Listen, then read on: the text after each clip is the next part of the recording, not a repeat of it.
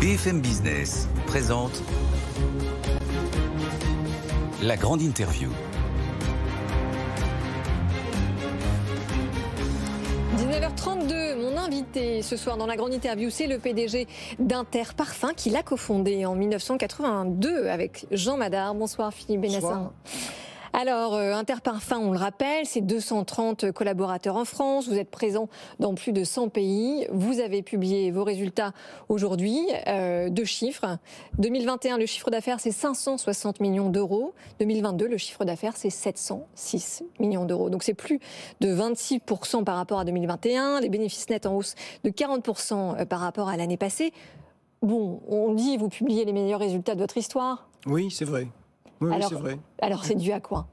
La recette du succès. D'abord, le marché a été très porteur depuis 2 ans. Depuis l'après-Covid, on a vu un marché de la parfumerie mondialement se développer de manière importante, surtout aux États-Unis, mais ailleurs aussi. Et parallèlement, donc cette demande a permis à toutes les sociétés de parfums d'avoir des résultats très hauts et d'avoir des croissances importantes qu'on ne soupçonnait pas. Bon, vous êtes un peu modeste. Est-ce que c'est pas aussi dû, lié en tout cas à la stratégie du groupe qui est passée dans les années 90 des parfums de masse vers le luxe et la parfumerie sélective? Parce que ça a été un virage très net. Alors vous avez raison, mais ça c'est sur 20 ans, 25 ans. Donc il y a une croissance importante qui s'est passée, il y a eu un changement d'activité à partir de 92-95 qui s'est développé, oui. Mais si on prend les chiffres plus récents sur les années passées, donc les années 21-22, on a senti que l'après-Covid a généré des achats parfums beaucoup plus importants que précédemment avec des marchés porteurs. Maintenant on a aussi des stratégies de marque qui ont été très bien, qui se sont très bien comportées sur Montblanc, sur Jimmy Choo. Mais justement, on va en parler des marques, mais est-ce que vous diriez que la hausse de votre chiffre d'affaires, elle peut aussi s'expliquer par la hausse des prix? Pas chez nous. Non, pas chez nous. Pas chez nous, parce qu'on n'a pratiquement pas haussé nos prix depuis 2 ans. Et la première hausse de prix significative qu'on ait faite, c'est cette année en février de 5% seulement. Ah oui, d'accord. Okay. Donc c'est assez limité. On a des niveaux de prix publics qui sont aussi, je dirais, relativement bas, autour de 100 € à peu près sur les tailles 100 ml, 110 €. Oui. Donc non, on a assez peu bougé nos prix. Bon, on va aussi parler de votre endettement financier, puisque vous le multipliez par 5, cet endettement, quand on compare 2018 à 2022. Donc c'est x5. Comment et puis pour quels investissements? Alors, l'endettement financier, en fait, c'est pas un souci aujourd'hui. Pour une première raison, c'est qu'on a acheté les bureaux du 10 rue de Solferino, qui sont des bureaux importants. C'est notre siège social qu'on n'avait pas avant, puisqu'on louait aux 4 ronds-points des Champs-Élysées. Oui. Donc l'endettement financier, vous avez 100 millions qui sont dus à Solferino. Et après, on a signé plus récemment une licence avec Lacoste qui démarra en 2024, comme on l'a précisé. Et sur la licence Lacoste, on a payé un droit d'entrée de 50 millions, sachant qu'on aura un chiffre existant important qui démarrera en 24. D'accord, avec un programme de remboursement qui s'étale sur... Avec un programme de remboursement sur 5 ans pour les 50 millions de Lacoste, mais il y a encore 40 millions à verser en décembre 23. Mais globalement, la société a presque 600 millions d'euros de fonds propres, donc elle est très à l'aise. Donc vous êtes plutôt confiant? Sur ce côté-là, je suis confiant. Oui. Alors, donc, si on regarde un peu plus les marques en détail, alors le chiffre d'affaires record pour Montblanc, c'est 184 milliards de chiffre d'affaires. Millions, pardon, en 2022, et c'est déjà beaucoup, donc c'est quand même quasiment plus de 30%, c'est ça d'augmentation. Oui, c'est ça. Ouais, du chiffre d'affaires. Bon, il y a Jimmy Choo aussi, qui est à quasiment plus de 40% de chiffre d'affaires. On peut citer Coach aussi. D'ailleurs, vous avez eu la gentillesse d'amener ce parfum Rose Passion. Qui sortira dans 2-3 mois en plus. Ah d'accord, donc en plus donc vous l'avez avant sur le plateau. Eh bien, je vais l'essayer dès demain. Est-ce que ce sont ces marques-là, qu'on vient de citer, sur lesquelles vous misez pour le futur? C'est-à-dire qu'on s'est aperçu sur cette affaire récente que nos marques les plus fortes avaient la plus forte croissance aussi. Et donc en effet, les marques à venir, les croissances à venir, elles vont rester sur Jimmy Choo, sur Montblanc, sur Coach. Mais c'est aussi 3 marques qui sont très internationales dans leur niveau de notoriété. Donc forcément, le fait qu'elles soient internationales, ça aide le marché à se développer. Alors en effet, oui, elles sont très internationales, indéniablement. Et en même temps, elles sont pas très connues pour leur activité de parfumerie, ces marques-là. Enfin, elles n'existent pas dans l'imaginaire collectif sur ce segment-là. Est-ce que votre spécialité, c'est aussi de développer en parfumerie des marques qui sont sur d'autres secteurs? C'est ce qu'on a fait tout le temps, puisque les marques qui sont en parfumerie, en général, elles appartiennent déjà à des grands groupes et elles sont là depuis longtemps. Si vous prenez un top 10, quand vous pensez aux marques qui sont dans la parfumerie, ça va être les 10 premières, mais en fait, vous avez une centaine de marques qui sont actives. Ouais. Et ce que je crois aussi, c'est que Montblanc, avec les communications sur Zinedine Zidane, qui est maintenant notre égérie sur Montblanc, nous aide terriblement à monter le niveau de perception, le niveau de Alors justement, c'est un très bon exemple, parce que j'ai une question à vous poser sur la différence entre la clientèle féminine et la clientèle masculine. Est-ce qu'il y a une différence en termes de développement ? En termes de marché. Oui, en termes de marché. Alors en termes de marché, si on prend les marchés européens, c'est à peu près un tiers, 2 tiers. Oui. Donc un tiers masculin, 2 tiers féminin. Mais si on prend les marchés asiatiques, c'est 10%, 90%. Je pense à la Chine, c'est un tout petit marché masculin, ils y sont pas encore. Donc à la limite, il faut voir ça comme quelque chose de positif, puisque ça veut dire que nos marques masculines ont un potentiel important encore à venir. En revanche, les marques féminines sont très fortes déjà. Alors, puisque vous parlez de la Chine, on va parler justement de l'international. Tous les pays, globalement, sont en hausse, particulièrement quand même l'Amérique du Nord, puisque c'est quasiment plus 30% par rapport à l'année précédente. C'est 40% de votre activité, l'Amérique du Nord. Est-ce que le potentiel de croissance est vraiment plus important qu'en Europe ? Je pense qu'il y a une croissance très forte depuis 3 ans en Amérique du Nord. Les marchés ont augmenté, sont passés de 4 à 7 milliards sur ce marché de la parfumerie, donc une immense augmentation. Et je pense que la croissance va diminuer, qu'on va rester dans ce genre de montant sur les 2-3 années à venir avant que ça reparte. La croissance est moins forte depuis 2-3 mois. On sent que le niveau de croissance a baissé. On est à un chiffre tous les mois.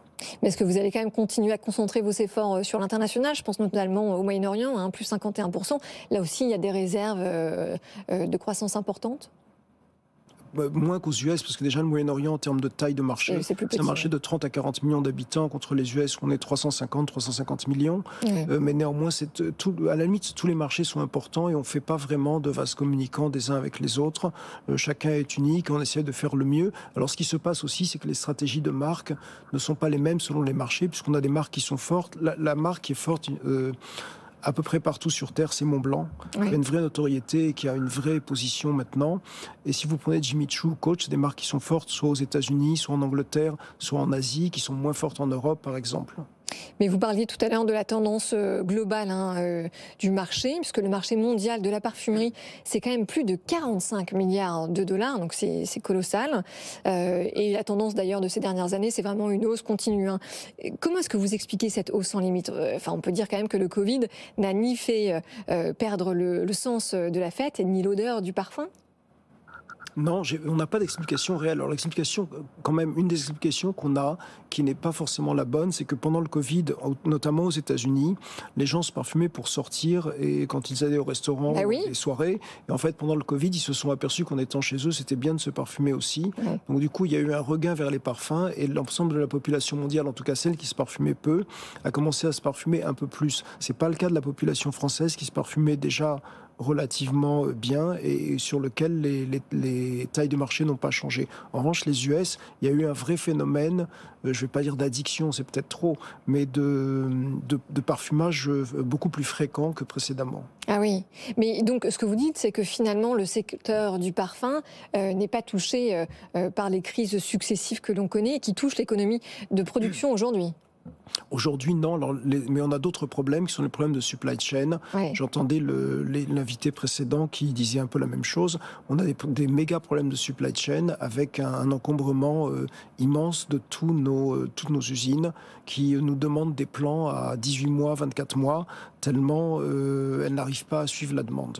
Ah oui, donc ok, parce que vous avez des carnets de commandes qui sont ultra remplis, c'est ça ? On a des carnets de commandes qui ne sont pas remplis, on a surtout des carnets d'achat qui sont remplis, parce qu'on est obligé d'avoir des achats à très long terme du fait de l'utilisation au maximum de toutes les chaînes de production, que ce soit verrier, plastique, aluminium, tout ça est très rempli et donc on est obligé d'avoir des commitments à 18 mois alors qu'on a des carnets de commandes à 3 mois. On est en train, donc on travaille en blind, en aveugle, de manière permanente sur des trains trop longs. Ça, mais alors du coup, est-ce que ça vous a forcé à renoncer à certains projets ou à certains lancements ? Non, on renonce jamais à rien. On continue. Et vous avez bien raison. Le tournant du digital, on en dit un mot. Vous êtes dans le métier de la parfumerie depuis 40 ans, Philippe Benacin. Est-ce que vous diriez que votre métier a beaucoup changé aujourd'hui, notamment grâce ou à cause du digital ?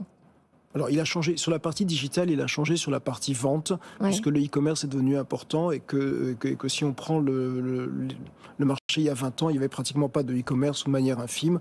Donc aujourd'hui, c'est un vrai marché. En Chine, c'est 50% du marché. Donc c'est très significatif. Et il y a beaucoup de pays où on est entre 15 et 25. L'Angleterre est très haute aussi. Donc sur cette partie-là, ça a beaucoup changé. Je dirais que c'est sur la partie marketing, marque, en amont. Oui, j'imagine que sur votre façon de communiquer avec les clients. Énormément. Ou les années 90, 2000 ou 2010, c'est encore 3 trends très différents. Et 2020, c'est encore autre chose. Est-ce que vous misez vraiment sur le digital, sur les tendances futures ? Est-ce que c'est là où vous voyez l'évolution sur la partie vente, sur la partie vente sûrement, sur l'amont beaucoup moins, puisqu'on reste un métier de création artistique avec un support industriel très puissant. Ouais. Et alors, si on se parle des parfums qui sont sous licence, il n'y a pas beaucoup de marques sous licence qui sont à racheter. Est-ce que ça bloque quelque part votre développement ? Alors, en effet, non, vous avez tout à fait raison, il n'y a plus beaucoup de marques qui n'ont pas de parfum. Elles sont soit déjà sous licence avec nos grands concurrents, soit chez nous, et il n'y a pas beaucoup de choix. Néanmoins, si on cherche bien, il y en a quelques-uns encore, et je m'empresserai de ne pas vous les donner. Oui, alors évidemment, j'allais m'empresser de vous poser la question, mais la tendance quand même, c'est, même si vous vous positionnez, la tendance, c'est que les marques souhaitent reprendre le contrôle au moment du renouvellement des licences, non ? Pas forcément, puisqu'on a signé dans la licence Montblanc qu'on a renouvelée il y a quelques jours et on l'a mise dans le communiqué de presse de ce matin. On l'a renouvelée jusqu'en 2030, donc on a 8 ans devant nous. On a renouvelé d'autres licences sur la Jimmy Choo il y a 2-3 ans. On a renouvelé Jimmy Choo jusqu'en 2031. Non, parce que je pense que le métier de la parfumerie, c'est vraiment quelque chose de très différent. Burberry, qu'on a bien connu, a voulu récupérer ses parfums, donc je peux en parler parce que je suis bien placé. Ça très bien terminé avec Burberry. Ils ont gardé ça 4 ans. Ils se sont aperçus que c'était très compliqué. Je leur avais dit vraiment en parlant aux plus hautes instances de Burberry, c'est très compliqué, ne pensez pas que vous allez faire beaucoup mieux que nous. Et en fait, ils ont fait beaucoup moins bien et ils sont repartis en licence chez Coty en comprenant. Et l'idée chez Burberry après, c'est de dire les parfums, on ne veut plus en entendre parler. Et ils ont eu tort de ne pas vous écouter. Philippe Benacin, le parfum de luxe en 2030, c'est quoi ? Comment est-ce que vous abordez les défis du marché du luxe pour la décennie qui vient ? Alors, ce qui se passe sur ce marché-là, c'est ce qu'on appelle les parfums de niche ou les parfums de collection, parce qu'ils sont de moins en moins niche du fait qu'ils sont devenus importants. Depuis 7-8 ans, ils ont pris une place importante. Ils sont en train de monter, et c'est le secteur de la parfumerie qui monte avec une croissance de 15-20% par an. Donc, je pense qu'il faut se positionner sur ce marché-là pour 2030, et c'est ce qu'on est en train de faire. Alors, on a une ligne sur Van Cleef & Arpels qui fonctionne très bien, et on a été précurseur, puisqu'on l'a démarré il y a une dizaine d'années déjà. On a une deuxième ligne sur Moncler qui va arriver, qui est un parfum de collection avec 5 olfactions vraiment très bien faites, très originales et très dans l'esprit de ce que fait Moncler. Donc ça arrive dans le marché dans pas longtemps, d'ici la fin du mois. Et après, on a 2 projets importants qui vont se développer sur l'année plutôt 24, de collection aussi. Et je pense que ça va être le sujet des années futures. Et j'y croyais pas tellement en plus il y a 10 ans. Ah oui. Oui. Parce que je pensais que les prix étaient trop hauts et qu'on n'aurait jamais assez de consommateurs pour acheter des parfums à 200-250 euros. Mais sur le comportement du consommateur, j'ai l'impression qu'on se trompe beaucoup dans les deux sens, à la fois sur le sens cher et le sens pas cher. Alors, mais justement, sur le comportement du consommateur, vous ne trouvez pas que l'univers du parfum est traditionnellement trop sexualisé, quid de l'évolution de la consommation vers des produits qui seraient non genrés ? Mais alors, le non-genré en parfum, ça marche pas. Ah, ça marche curieusement. Pas. Donc là, je montre Boucheron Singulier, ça c'est un parfum pour homme. Oui, mais il marche très bien. Alors en fait, il faut faire quelque chose de simple. Les parfums pour hommes, ils sont tous non-genrés, parce qu'ils vont très bien aux hommes et aux femmes. Oui. Et les parfums pour femmes, ils sont plutôt genrés, parce qu'ils vont plutôt aux femmes du fait des olfactions choisies. Donc le non-genré, pour moi, c'est les masculins. Et je connais plein de filles, d'ailleurs, qui mettent des parfums masculins et qui sont très contentes de les avoir. Donc on a une catégorie non genrée, mais on ne le sait pas. Alors il nous reste 2 grosses minutes. J'aimerais vous parler des sujets RSE dans une industrie qui vend essentiellement du glamour. Comment est-ce que la RSE a sa place dans votre offre et puis dans vos stratégies pour l'avenir ? Alors la RSE, elle a sa place surtout sur la partie amont, parce que sur la partie qui nous concerne nous directement, on est en train de parler de 2-3% du bilan carbone, c'est-à-dire négligeable. En revanche, les 95 ou 97%. Il s'agit principalement de la partie industrielle, donc production de verreries, production de pompes, de plastique, de capots. Et sur tous ces segments, on a fait des efforts énormes depuis à peu près 4-5 ans. C'est assez récent quand même, depuis 4-5 ans, pour que les produits soient recyclables ou recyclés. Ça dépend des cas de figure. On essaye que ce soit recyclé la plupart du temps, mais ce n'est pas toujours le cas. Mais en tout cas, il y a des efforts énormes qui ont été faits de toute l'industrie. On n'est pas leader dans cette catégorie. Notre grand concurrent L'Oréal est très leader et a fait des efforts énormes. Et on les suit le mieux que l'on peut en essayant d'augmenter toute la partie RSE dans l'industrie. Alors, on va citer un exemple très concret quand même. C'est Rochas qui lance cette ligne de parfum qui s'appelle Rochas Girl. C'est une ligne éco-responsable qui cartonne, on peut le dire. Enfin, elle marche plutôt très bien. Elle marche bien. Elle marche un peu. On en est à ses débuts. Mais le sujet, c'est pas la RSE sur Rochas Girl. Ce qu'on s'était dit sur Rochas Girl, c'est qu'on voulait faire un produit qui soit au plus haut possible dans les ingrédients de toute la RSE. Donc des encres qui s'effacent, pas de colorant dans le flacon, du verre recyclé. Oui, c'est la clean beauty, quoi. Donc le plus haut possible, mais néanmoins, c'est pas en termes de marketing, ça suffit pas. Et sur Rochas, le Rochas Girl, en fait, il correspond pas si bien que ça à ce qu'est Rochas. Mais je suis très content de l'avoir fait, ne serait-ce que pour ça. Eh bien, merci beaucoup Philippe Benassin et vraiment félicitations pour ces résultats assez extraordinaires. Vous êtes le PDG d'Interparfums. Merci d'avoir été avec nous dans le cadre de l'annonce de vos résultats.